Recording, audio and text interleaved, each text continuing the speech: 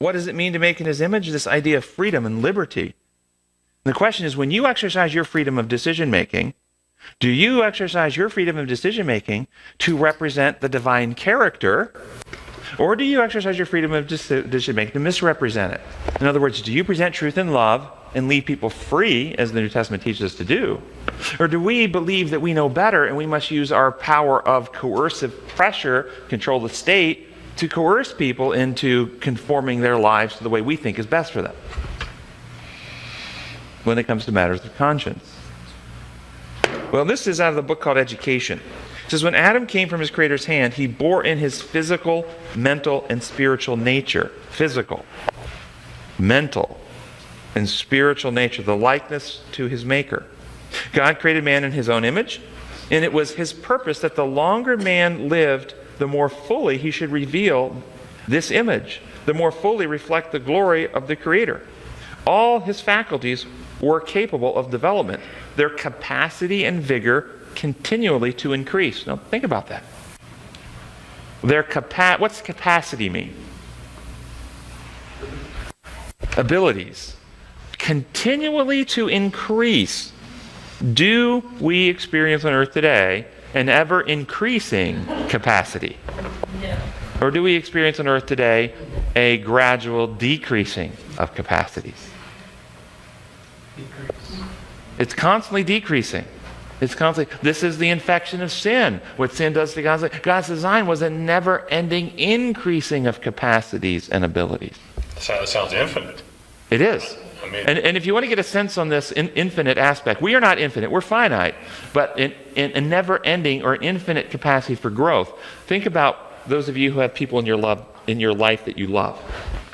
With how much of your heart do you love your children, your first child? With how much of your heart do you love your spouse? With how much of your heart do you love your second child? With how much of your heart do you love your third child? And on and on. In other words, if you say, well, I love my child with all my heart, well, how much is left for the next child? You see? And what you find is you love your second child with all your heart, and your third child. And it doesn't decrease, does it? In fact, don't you find that the more you love, the more your capacity for love grows? This is part of God's design. We see this still even reflected here. And in fact, when it goes the other direction, when we stop loving, our capacity for love gets restricted. I think our capacity for understanding, the more we understand, the more the puzzle pieces fit together, the more new puzzle pieces make sense, and our capacity for understanding reality expands as well. We will never be God and know all things. We will never have infinite knowledge, but our capacity for growth, we don't come to an end and say, oh, I've learned. My knowledge bubble is full. I can't learn one more piece of data. Well, some of us do.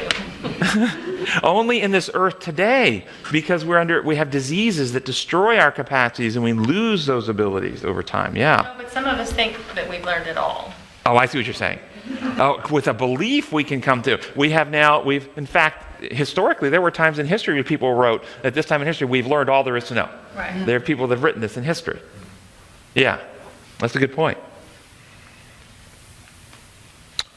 So keep going. It says, vast was the scope offered for their experience, glorious the field open to their research, the mysteries of the visible universe, the wondrous works of Him which is perfect in knowledge, invited man's study. Face-to-face, heart-to-heart communion with his Maker was his high privilege. Had he remained loyal to God, this would have been his forever. Throughout eternal ages, he would have continued to gain new treasures of knowledge, to discover fresh springs of happiness, and to obtain clearer and yet clearer conceptions of the wisdom, the power, and the love of God. More and more fully would he have fulfilled the object of his creation, more and more fully have reflected the Creator's glory. Notice, more and more fully we grow into for what's the object of our creation? To reflect God's, to reveal His true character. But by disobedience, this was forfeited.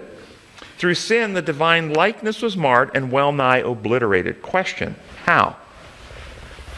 How has God's image been nearly obliterated in mankind, and in what ways? Okay, so first in character, she says, that His image in our character, we are hard-hearted, we're self-centered, we'll exploit people, we will justify, we won't sacrifice self, we'll sacrifice others for self. Selfishness misrepresents God. What else? How about our physical? Do you think that that today, even the healthiest human being today, if we had the healthiest, whether it's Mr. Universe or whatever, Miss Universe, whatever, we had the healthiest people and we held them up and we actually stood them next to Adam and Eve right out of the Garden of Eden, would they look good? They'd look pathetic, wouldn't they? Mm-hmm.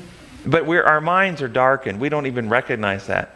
I mean, as physicians, sometimes we get to see patients with really bad diseases of various kinds, and so we can see the human body and the human being in very deformed states, and we see that.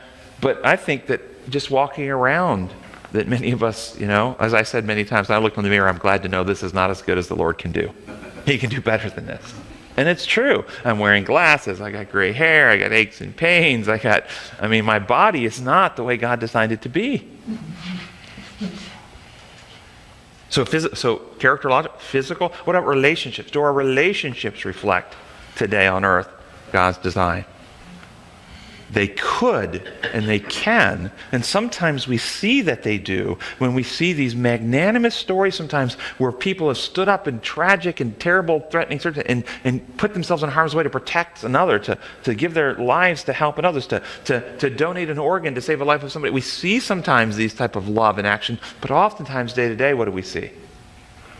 The opposite, where people will exploit others to protect themselves. We see relationships breaking down.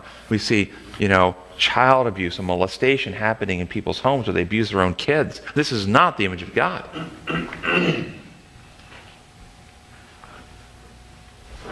Man's physical powers were weakened, his mental capacity was lessened, his spiritual vision dimmed. He had become subject to death, yet the race was not left without hope. Pause. What hope?